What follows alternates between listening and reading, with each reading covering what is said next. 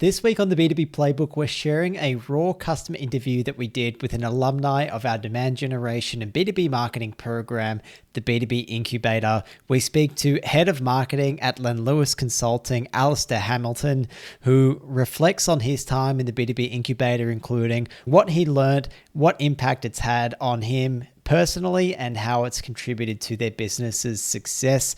If you've been thinking about the B2B Incubator or just considering upskilling at some point, this interview is for you. It's raw, it's unfiltered. And if you've been thinking about the B2B Incubator, well, hopefully this will help you decide if the program is for you or not.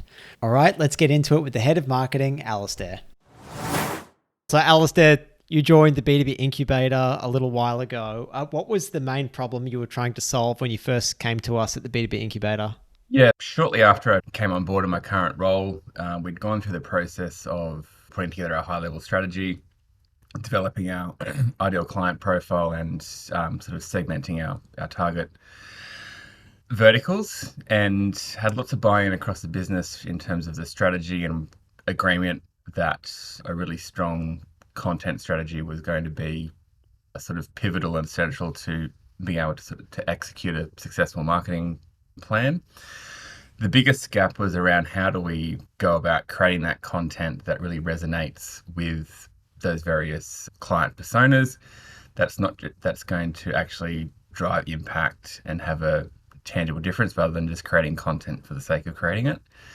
And then secondly, sort of the systems and the processes to be able to generate content at scale, but also from an efficiencies point of view. So that was sort of the gap that I was looking to fill from a capability piece internally. Yeah. Awesome. And what kind of stood out about the B2B Incubator as a program, comparing it to other marketing training or consulting options when you were looking to solve that issue? Yeah, so I think what really stood out, and it really became clear after week one, is that throughout each module and each week, you're building your own specific plan and go-to-market approach for your business or your role or your team. And then at the end of the program, you have this fully-fledged, fully written plan and program and framework to then go and start implementing straight away. So from week, sort of 1 week, 2, you're already commencing market research, and then you're sort of coming up with topic ideas and so on and so forth. So I thought that was really, just proved so invaluable in terms of just getting that immediate sort of return on the investment.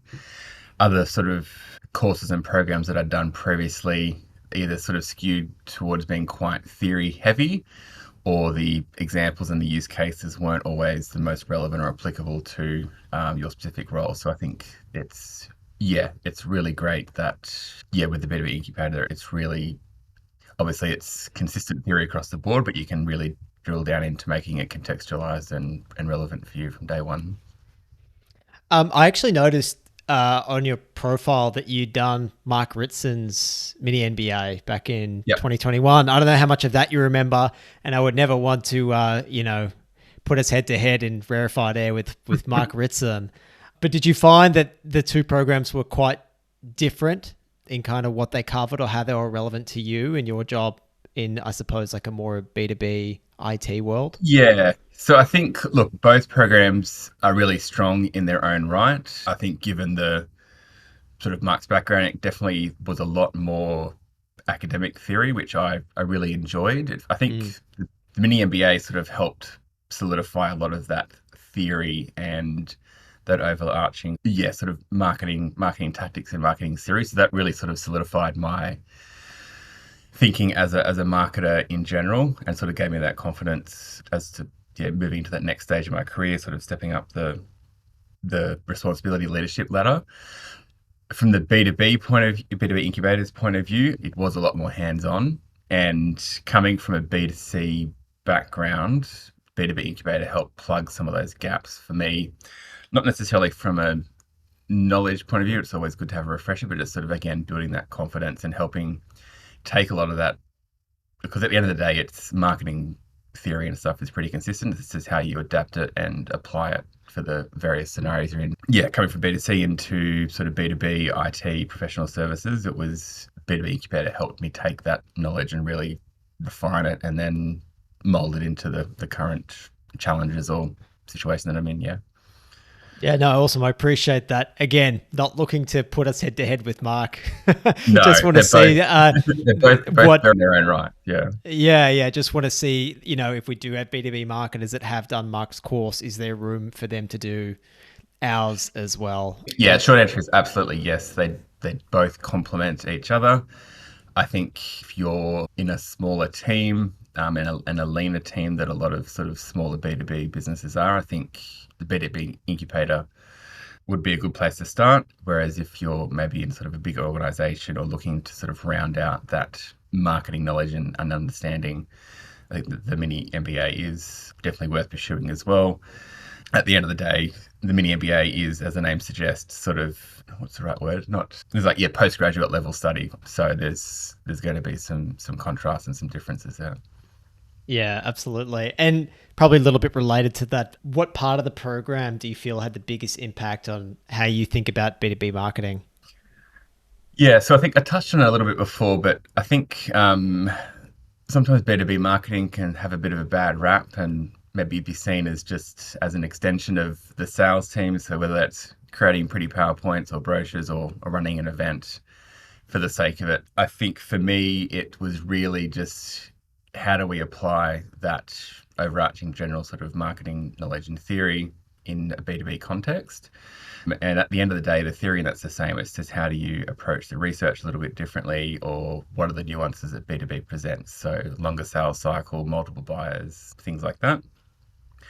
So I think the twofold for me was really around going about getting those insights and doing some of that research on a, let's call it a smaller or more sort of agile approach versus having come from big corporate previously. Obviously, there's massive research teams, massive budgets to go about and do that. So it was really good to sort of learn how to do that research that's going to set you up for success working within a small team and a leaner budget. And then secondly was that structured framework and approach to generating content that is going to solve a problem or resonate with a pain point with a customer or client, and then putting that through the framework or the engine, if you like, to really maximize the application use of that content across all our channels and stuff as well. And then just creating a piece of content and living on a blog and never seeing too many eyes. It's how do we repurpose that across as many channels as possible. So you did end up doing like a pillar piece of content and repurposing it. Is that right? Yeah. So we kind of took pillar content and put it a little bit on steroids. So we've actually gone and created thought leadership sort of guidebooks or white papers, if you like, for each of our ideal client profiles. And then we've then taken that, chunked it down into articles and then chunked it down into, sort of individual social posts. We've also set up a program where our sales team and exec publishing their own content, if you like, with the help of marketing, sort of then repurposing that even further beyond the sort of the main corporate brand channel for LinkedIn.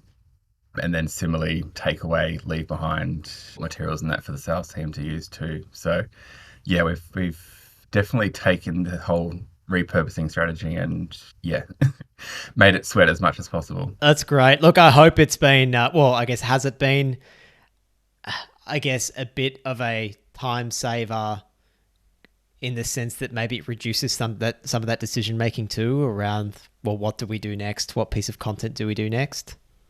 Yeah, absolutely. It's, if anything, we have an ever-growing backlog of content to create, which is good. But it's also helped sort of get buy-in or trust in marketing from the sales team as well, in terms of starting to see some of the performance and the impact as everyone sort of works cohesively together. Awesome. And what changes did you make to your content or campaigns like during the program or after the program? Yeah, so I think the main thing that we've done is really focused and made sure that content sort of has a single message or a single proof point rather than trying to be everything all at once and actually being nothing in the outcome. So being a lot more single-minded in the content that we create. So for example, local government is one of our main industry verticals that we support. So drilling down into a lot of that content, making sure that it is local government centric. There is some nuances amongst local government as well. But then similarly, a lot of that messages can then be applied and again tailored and contextualized for education, for example, which is another vertical that we support. A lot more single-minded. That's really helped from a social point of view. Again, case studies often have multiple proof points and lots of stats and that can get lost if you're just promoting a case study. So really then chunking that down into sort of, all right, we've got three quantifiable stats, let's really leverage them, and then any of the other proof points that come out. So sort of being a lot more focused and disciplined around that. And then from a campaign's point of view, also aligning it back to our personas. So sort of touched on earlier around those guidebooks and white papers based on our ICPs. So really being single-minded has probably been the main thing. And then it's also helped having a bit more of a common language between the sales team in terms of, all right, well, we're going after this segment or this role type, this is what we're going to do, and then this is why. So it's helped, we're quite aligned to start with sales and marketing, but it's really helped drive that cohesion even a little bit more. Awesome. And hopefully then I guess now sales have resources that they actually want to pass on if they need to be a little bit more helpful to customers. Is that right? Yeah, exactly. So they're sort of, looking to go back into accounts we haven't done work with sometimes. There's that sort of value up front that they can provide.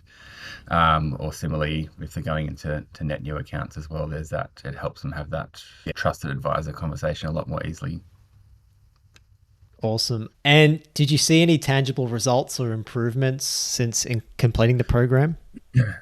Yeah, so across the board, there's been some measurable impact. I'll sort of start with the less quantifiable ones. Again, sort of as I touched on before, there's a lot more trust and cohesion between sales and marketing and exec. So I think that's helped from a alignment and culture point of view. Yeah, everyone can sort of see the measurable impact that the marketing team is having.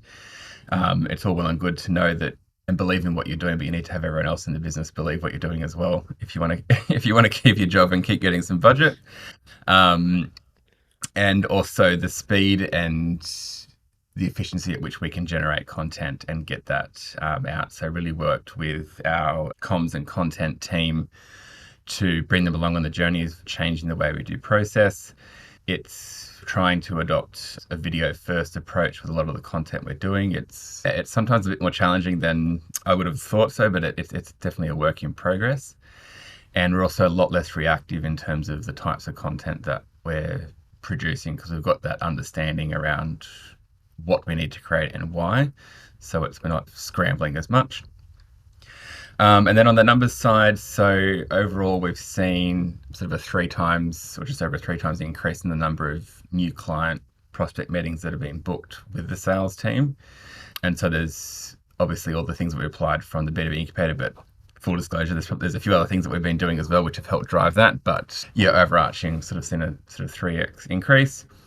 And I think the biggest win that I'm probably the most proud of is that we've really doubled down on content for social and that. And we've seen over a 200% increase in our engagement with our content on LinkedIn.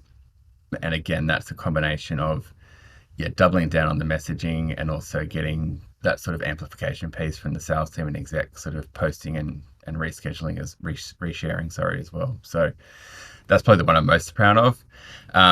We've also seen an increase in not only the traffic to our website, but also the dwell time on site. So that sort of sits around 80%, give or take, which part of the website we're looking at.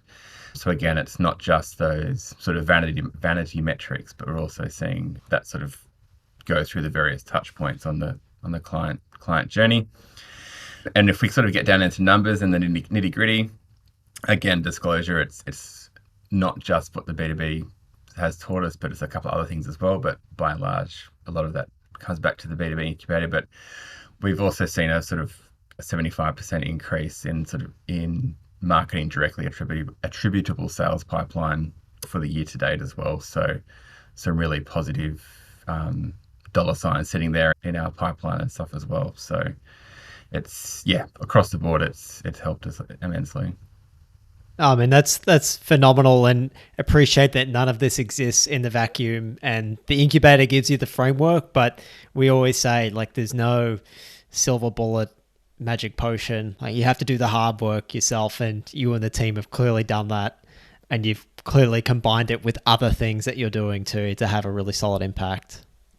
Yeah, and I think on a personal level, it's just give it like it's that process and that confidence. So whether you want to call it a playbook or whatever, so that's on a personal level something that's really helped and I'll definitely take forward into my career wherever that leads me. You're in a small team. How did you make the time to actually implement what you learned throughout the program? Yeah, so I think the main thing is the fact that you are building your plan from day one and you've got that sort of incremental snowball effect in terms of the knowledge that you're building, that it's easier to start making some of those changes from day one. At the end of the program, I really made a conscious decision to bring the marketing team on the journey with me, so bring them up to speed with what I had learnt, and then sort of showing that if we go down this path, this is what we need to do, and this will be the outcome. So selling in the vision a little bit, and then being particularly from a comms and content point of view, being a lot more disciplined in terms of how we approach content. So there was a bit of a learning curve there, but it's been definitely worth the extra effort in the long run. And then once we sort of had some wins with the sales team and stuff, that sort of helped bring them on board as well.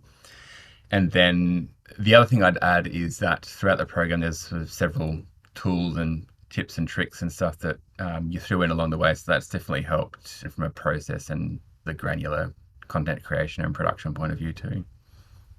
You mentioned that you kind of shared the vision and the strategy with the team once you were done. Would you have seen value in, from the beginning, bringing like the comms person or the paid social person, whoever it is, like into the program as well from the beginning, and you kind of go through it together? Would that have been valuable? Yeah, definitely. Like, I think if you're in a team where there's a couple of you or you've got some outsourced, I think, definitely if it would, let's say it's the head of marketing and a comms or content person doing that together, that would be really, really instrumental and valuable. I think it's just, it would bring that alignment even further. And having two people on the same page is always better than having one. Yeah, I think if there was a team that was considering putting several people through, absolutely. Final question, Allister. What would you say to another marketer who's considering joining the B2B Incubator? Sign up and don't hesitate. The program is really well priced. I think it's definitely value for money, and you'll pick up plenty of skills and capability along the way that'll not only help you in your current role, but well beyond into your career. So sign up and don't hesitate. Awesome. Thanks so much, Allister. Really appreciate it. No worries. Thanks, George.